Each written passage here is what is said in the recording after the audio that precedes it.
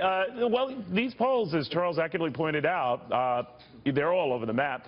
But the trend lately has been Donald Trump's. But again, as we've been indicating here, he still has a tougher path to that 270 electoral votes.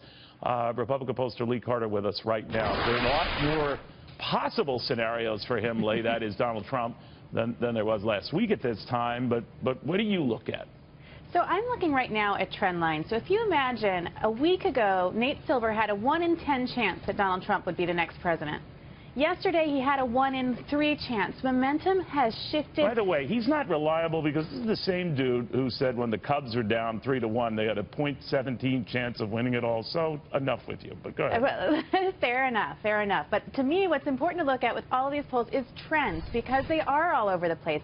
And I don't think that we really do know what the voter is going to do, because I think there's so many voters who aren't sure what to make of everything that's happening right now. People are confused by all of the emails. People are confused by the corruption. People are confused by who is going to make the better president right now, and I don't blame them. Every day we're learning new information. But so what I'm if the free fall that Hillary was experiencing has slowed, or as Charles Payne said, maybe stopped? I mean, then it just teeters at this kind of even level, and then I guess a lot of Trump backers have to hope that that underreported Trump vote that's out there, they're convinced is out there, materializes. What do you think?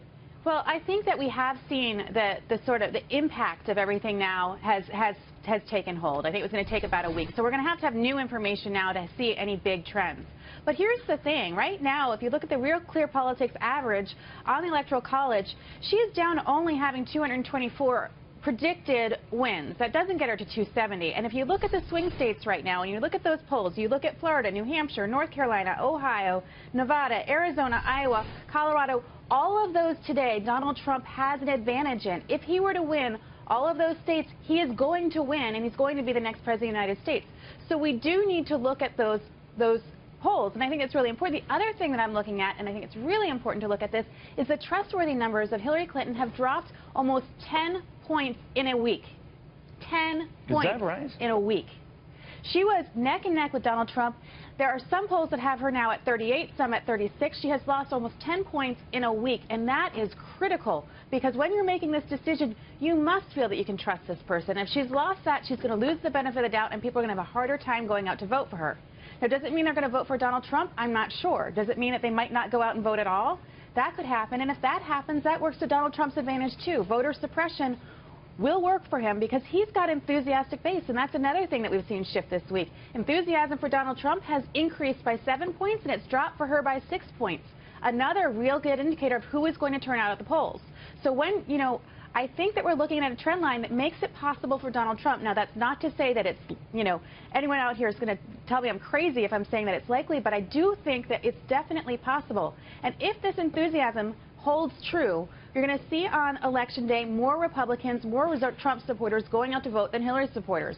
She's going to have to do something this weekend to get her base excited again. And right now, they aren't.